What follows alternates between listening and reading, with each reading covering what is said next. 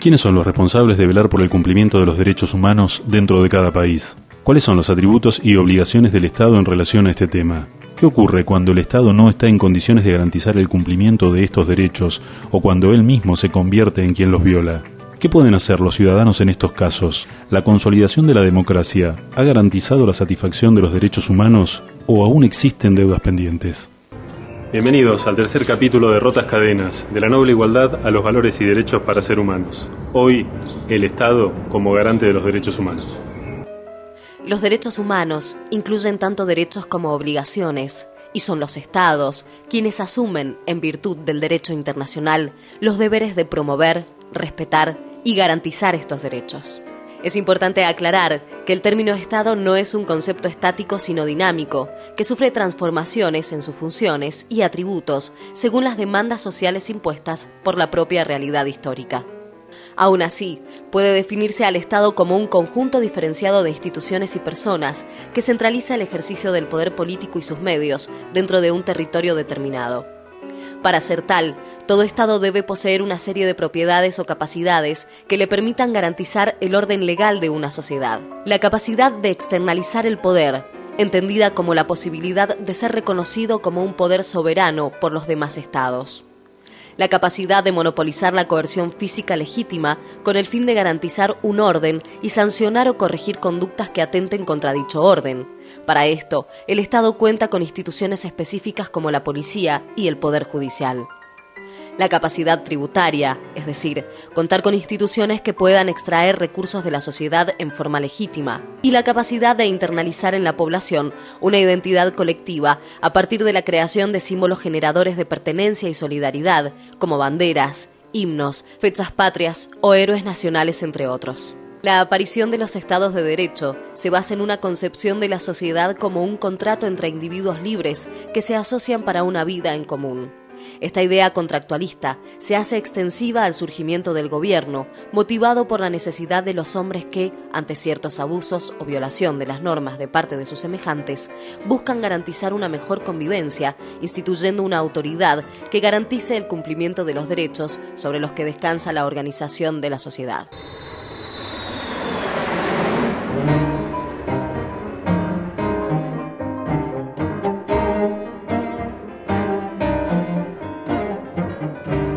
Un verdadero Estado de Derecho es aquel que defiende, que promueve, que garantiza todos los derechos humanos, los derechos civiles, políticos, económicos, sociales y culturales. Es un Estado que se abstiene de violar esos derechos, pero a la vez que promueve medidas activas para hacerlos cumplir, para cumplirlos y hacerlos cumplir. En realidad, todos los derechos humanos necesitan que el Estado adopte medidas efectivas para hacerlos cumplir. Pese a que los Estados de Derecho se comprometen a promover los derechos humanos, en la realidad, teoría y práctica, en muchos casos, están lejos de coincidir.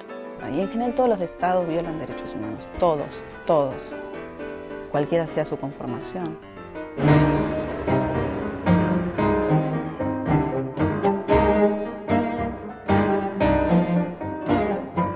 Rousseau dice, bueno, hay que tener prudencia de que todos tengan algo, porque si no, no hay un motivo para respetar el contrato.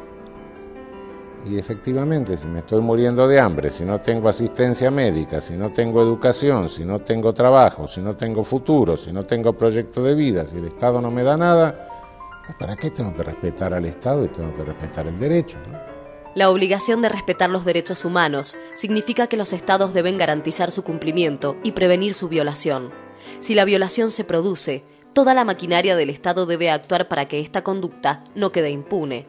Esta maquinaria incluye no solo el poder de policía destinado a velar por la vida y la seguridad de los ciudadanos, sino la posibilidad de instrumentar políticas públicas que promuevan y aseguren a todos la satisfacción de las necesidades básicas.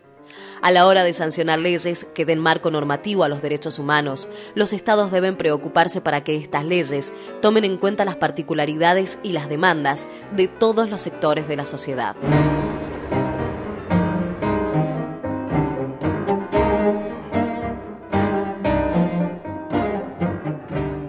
La validez de las leyes tiene que ver con que las leyes sean creadas a partir de una discusión inclusiva, una discusión en donde no haya voces sistemáticamente ausentes. Si existen esas voces sistemáticamente ausentes, la validez de la ley, digamos, queda dañada, queda herida, y eso es algo que sin duda que ocurre en nuestro país. Si bien el Estado está obligado a garantizar todos los derechos humanos por igual, existe la tendencia a priorizar los derechos civiles y políticos por sobre los económicos, sociales y culturales.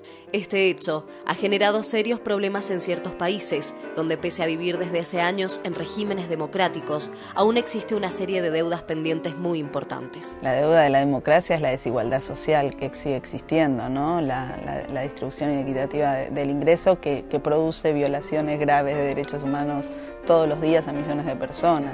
Una mirada optimista sería que estamos prestándole atención, afortunadamente, a estas otras vulneraciones que siempre han existido. Ante situaciones de violación directa de parte del Estado o de falta de promoción de los derechos humanos, los ciudadanos tienen el derecho a ejercer la protesta para reclamar por la salvaguarda de los mismos. Digamos, yo escribí un libro en donde llamaba el derecho a la protesta el primer derecho, y lo digo de modo no retórico. Creo que tiene una primacía en el sentido de que es un derecho con enorme capacidad de sostén de los demás derechos. Y sin embargo me parece que otra vez, digamos, como veíamos, la estructura de los derechos ha quedado distorsionada. El derecho a la protesta es el primero que se separa, el primero que se deja de lado, el primero que los jueces dejan de lado cuando lo ven en confrontación con otros derechos. Creo que hacemos mal en poner la atención en los modos en que la gente está protestando, perdiendo de vista lo que es central, que es por qué la gente protesta. Si un marido golpeador llega a las 12 de la noche cada día y golpea a su mujer, y su mujer trata de avisarle a los vecinos tirándole piedras y rompiendo las ventanas de los vecinos, obviamente que es un problema para los vecinos recibir un piedrazo en la ventana, pero si uno deja de hacerse la pregunta de qué es lo que está pasando ahí, qué es lo que está en juego, digamos, y lo que hace es blindar a las paredes, ponerle seguros a los vidrios o detener a la mujer porque tiró una piedra, seguro que no entendió de qué se trataba la cuestión, digamos, cuál era el problema en juego. Cuando uno lee las constituciones nuestras, tiene todo el derecho de tomarse en serio las afirmaciones y compromisos que hay allí, y esas afirmaciones y compromisos son muy exigentes socialmente. Entonces uno tiene todo el derecho de decir, mire, aquí hay un Estado que incumple sistemáticamente sus compromisos, y ese es el punto de partida. Entonces hablemos de eso, luego vemos de las ventanas rotas y luego vemos de las piedras, que son problemas que nos preocupan, pero digamos no seamos miopes, no dejemos de ver lo que es central. El Estado tiene la obligación de velar tanto por el cumplimiento de los derechos civiles y políticos como por el de los económicos, sociales y culturales. Pese a esto, los derechos humanos están lejos de haber alcanzado una plena realización. La distancia que existe entre la letra impresa y la realidad cotidiana exige acciones concretas de parte de la sociedad civil para lograr que el Estado cumpla con su responsabilidad. Así, la lucha y defensa de los derechos humanos es una tarea de la que todos debemos sentirnos responsables.